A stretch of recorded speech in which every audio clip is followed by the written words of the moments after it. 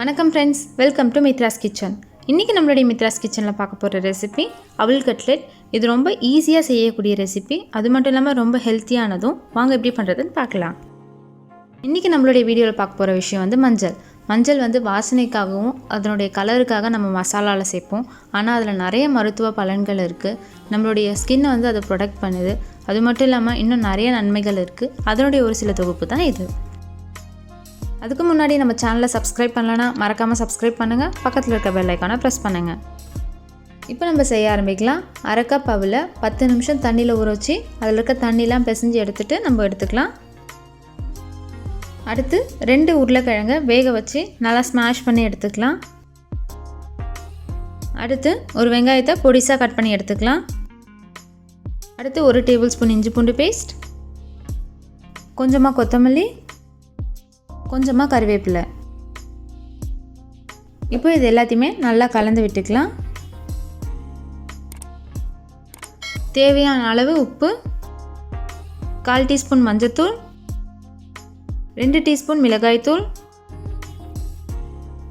1 teaspoon garam masala, 1 teaspoon ஜீரகத்தூள், 1 teaspoon தனியாத்தூள், 1 teaspoon மிளகுத்தூள்.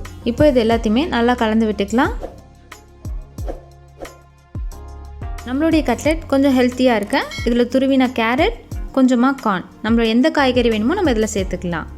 இது கட்லெட் எண்ணெயில் போடும்போது உதிராமல் இருக்க அதில் 1 டேபிள் ஸ்பூன் அளவு கார்ன்ஃப்ளவர். கட்லெட் கொஞ்சம் கிறிஸ்பியாக இருக்க அதில் 2 டேபிள் ஸ்பூன் பிரெட் கிராம்ஸ். இதில் கொஞ்சம் கூட தண்ணி சேர்க்காமல் நம்ம அப்படியே பிசைஞ்சு விட்டுக்கலாம். நம்மளுடைய மசாலா ரெடி ஆகிடுச்சு. இதில் கொஞ்சமாக மசாலா எடுத்து நம்மளுடைய கட்லெட்டுக்கு ஷேப் எடுத்து வச்சுக்கலாம். நமக்கு எந்த ஷேப் வேணுமோ அந்த ஷேப்பில் நம்ம செஞ்சு வச்சுக்கலாம்.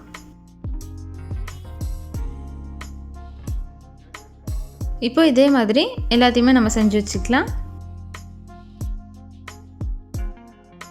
இப்போ நம்ம இதை பொரிச்சு எடுத்துடலாம். எண்ணெயை மீடியம் ஃப்ளேமில் வச்சு நம்ம இப்போ எல்லாத்தையுமே பொரிச்சு எடுத்துக்கலாம். நம்ம ஒன்று போடும்போது ஒரு 10 செகண்ட் விட்டுட்டு அடுத்தது போட்டோம் அப்படின்னா ரெண்டுமே ஒட்டாமல் நல்லா வரும்.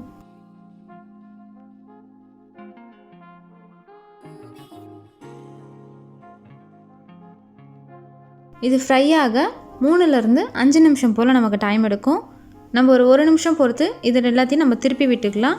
அப்போ தான் எல்லா சைடுமே ஈவனாக நமக்கு வெந்திருக்கும்.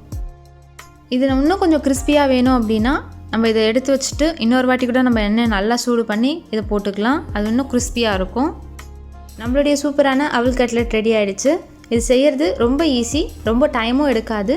நீங்களும் உங்கள் வீட்டில் ட்ரை பண்ணி பார்த்துட்டு எனக்கு கீழே கமெண்ட்டில் சொல்லுங்கள். உங்களுக்கு இந்த வீடியோ பிடிச்சிருந்தா லைக் பண்ணுங்கள், ஷேர் பண்ணுங்கள்.